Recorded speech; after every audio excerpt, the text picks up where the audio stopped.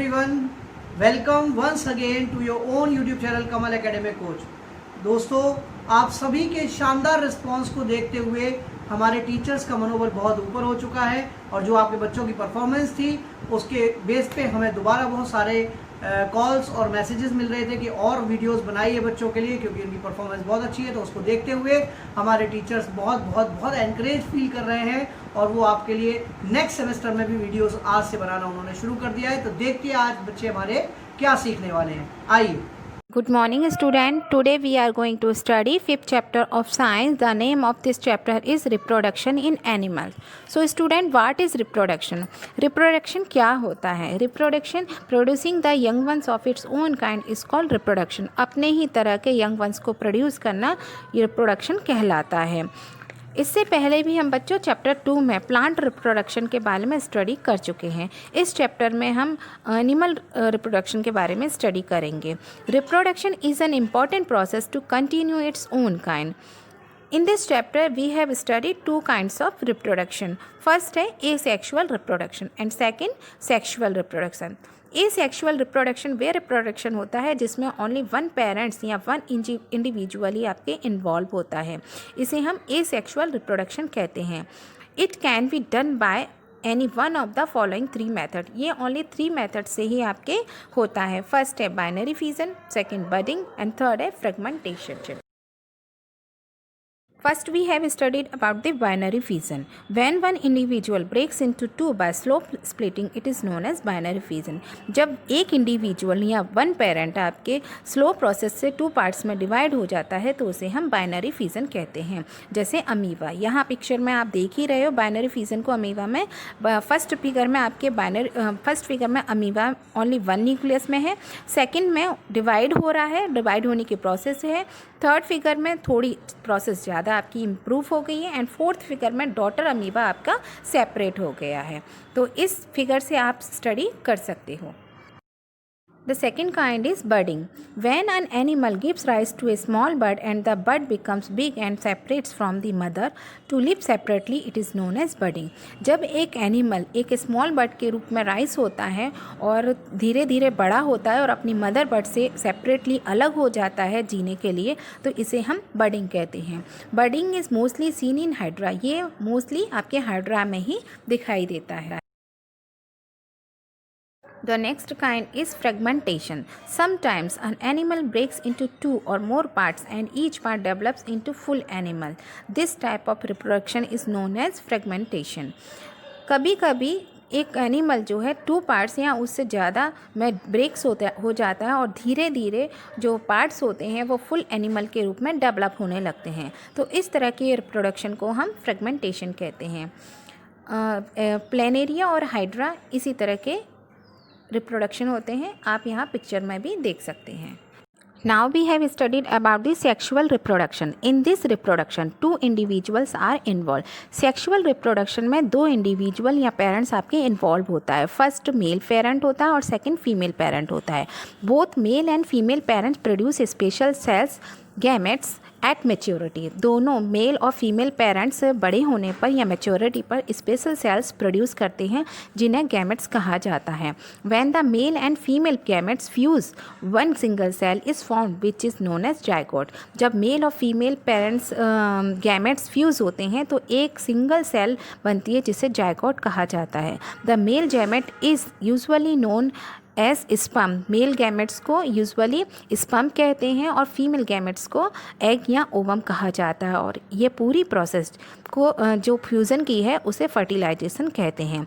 Zygote divide and redivides and grows into an individual और a baby. Animals that give birth to young ones are called viviparous and egg laying animals are called oviparous. जो animals बच्चों को जन्म देते हैं उन्हें बेबीपोरस कहा जाता है और जो एनिमल्स एग्स देते हैं उन्हें ओविपोरस कहते हैं। बटरफ्लाई, मोथ और बहुत सारे ऐसे इंसेक्ट हैं जो कि अपने एग्स लीव्स के ऊपर देते हैं। मॉस्किटो और फ्रॉग्स अपने एग्स वाटर में देते हैं। स्नैक और उसकी तरीके के कुछ अन्य रेप्टाइल्स जो हैं बोरर्स में हाइडन प्लेस में देते हैं। बर्ड्स अपने एग्स नेस्ट में देते हैं। डिफरेंट टाइप्स के जो एग्स हैं वो हैचिंग के लिए डिफरेंट टाइम लेते हैं। Most of the birds and some reptiles sit on the eggs to keep them warm enough to develop into babies.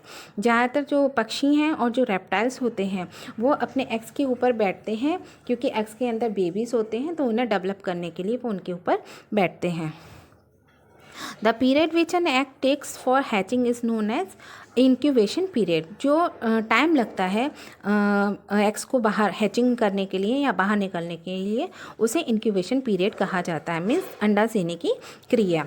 जैसे हैन को 21 डेज़ लगते हैं हैचिंग के लिए, तो 21 डेज़ का हैन का इंक्यूबेशन पीरियड कहलाता है।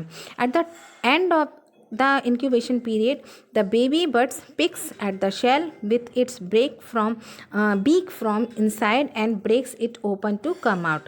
जब इंक्यूबेशन का पीरियड कंप्लीट हो जाता है तो जो बेबी बर्ड्स हैं वो अपनी चोंच मारकर छेद करके, शेल में छेद करके और उसको शेल को ब्रेक करके उसके अंदर से बाहर निकल के आ जाते हैं, जैसा कि आप नीचे पिक्चर में देख रहे हैं। Turtle and some snakes lay eggs in pits dug in the ground. Turtle और जो कुछ स्नैक्स होते हैं वो ग्राउंड में छोटे छोटे गड्ढे या सुराख बनाकर उनमें अपने अंडे देते हैं। This eggs are then covered by soil to protect them from enemies. ये एग्स बाद में इन एग्स के ऊपर बाद में सॉइल डालकर उनको पूरी तरीके से एनिमीज से प्रोटेक्ट किया जाता है। The warmth of the sun heats up the soil which in turn then helps to keep the eggs warm. बाद में ये जो सन की हीट होती है उससे सॉइल वार्म हो जाती है, जिसके द्वारा जो एग्स होते हैं वो भी वार्म होने लगते हैं। Butterfly and frog show a special kind of life cycle with distinct changes. This is known as the metamorphosis. Butterfly और frogs स्पेशल काइंड का लाइफ साइकिल या जीवन चक्र शो करते हैं जो कि पूरी तरीके से चेंज होता है। इसी को मेटामॉर्फोसिस या रूपांतरण कहा जाता है। Frog lay its eggs in groups in water which is known as spawn. frogs water के अंदर अपने एग्स को ले करते हैं जिसे स्पॉन कहते हैं, मतलब ग्रुप्स ऑफ एग्स को स्पॉन कहा जाता है। Then they hatch the become fish like tadpoles. जब वो हैच हो जाते हैं तो बिल्कुल फिश की तरह दिखाई देते हैं, जिन्हें टैडपोल कहा जाता है। After certain days a tadpole larva Metamorphosis grow into a frog. कुछ दिनों के बाद में जो टैडपोल लार्वा होता है वो मेटामॉर्फोसिस प्रोसेस के द्वारा फ्रॉग के अंदर चेंज हो, फ्रॉग में बिल्कुल पूरी तरीके से चेंज हो जाता है। बटरफ्लाई की लाइफ साइकिल में 4 स्टेजेस होती हैं। They are eggs which hatch into larva. पहले एग्स होते हैं जो कि लार्वा के रूप में हेच होते हैं। लार्वा को ही कैटरपिलर कहा जाता है। It is an active feeder that feeds on leaves and transform into next stage known as pupa. ये लीव्स को अच्छे फीडर के रूप में फीड करती हैं और नेक्स्ट स्टेज जो होती है प्यूपा में ट्रांसफॉर्म मीन्स बदल जाती है। The pupa weaves a shell like structure called cocoon around itself. Pupa अपने चारों ओर एक सेल लाइक का स्ट्रक्चर आवरण तैयार करता है, वेव करता है, जिसे कोकून कहा जाता है। It remains in this stage for a few days then cracks it up and comes out a beautiful colored butterfly. इसमें ये कुछ दिनों तक रहता है और बाद में इसको क्रैक करके इसमें से बाहर निकल के आता है सुंदर कलरफुल बटरफ्लाई के रूप में। The sudden and distinct changes from the caterpillar to butterfly is called metamorphosis. ये इसी अचानक के और जो क्लियर चेंजेस वाली जो प्रोसेस है उसी को जो कैटरपिलर से लेकर बटरफ्लाई की प्रोसेस है उसी को मेटामॉर्फोसिस कहते हैं। कुछ एनिमल्स के जो यंग वंस होते हैं, बच्चे होते हैं, उनके डिफरेंट नेम्स होते हैं। कुछ उनमें से कुछ यहाँ दिए जा रहे हैं। Mosquito wiggler, horse colt, lion cub, fish fry, duck duckling, goat kid, owl owlet, frog tadpole, hen chick, elephant calf, cow calf. As we need a house to live in to protect us from heat, cold, rain and enemies, other animals also need homes to protect themselves. जैसा हम अपने आप को heat, cold, rain और enemies से सुरक्षित रखने के लिए घरों में रहते हैं, उसी तरीके से एनिमल्स को भी अपने आप को सुरक्षित रखने के लिए घरों की आवश्यकता पड़ती है, वो भी घरों में रहते हैं। Some wild animals never build a home but live in natural caves or dens. कुछ वाइल्ड एनिमल्स जो हैं अपने घर नहीं बनाते हैं, लेकिन जो नेचुरल केव्स और डेंस होती हैं उन्हीं में रहते हैं। Mole burrows a hole in the ground and lives there. Moles are mammals who spend most of their lives living in the underground tunnel. The burrows that moles dig serve numerous functions essential to their prosperity, from feeding to nesting. Field rats and rabbit make tunnel in the ground to live in. Field rat और rabbits जो हैं अपने tunnel बनाते हैं ground के अंदर उनमें रहने के लिए. Snake live in tunnel made by the rat and ants. Elephant giraffe live under the shade of big trees. Elephant giraffe बड़े बड़े पेड़ों की छाया के अंदर रहते हैं. जेब्रा अपने आप को लंबी घासों में छुपाते हैं. बर्ड्स नेस्ट बनाती हैं. बीज हाइव्स में रहते हैं. और ant make big ant hill with many tunnels. So student, you will understand this chapter well. Thank you. Have a nice day.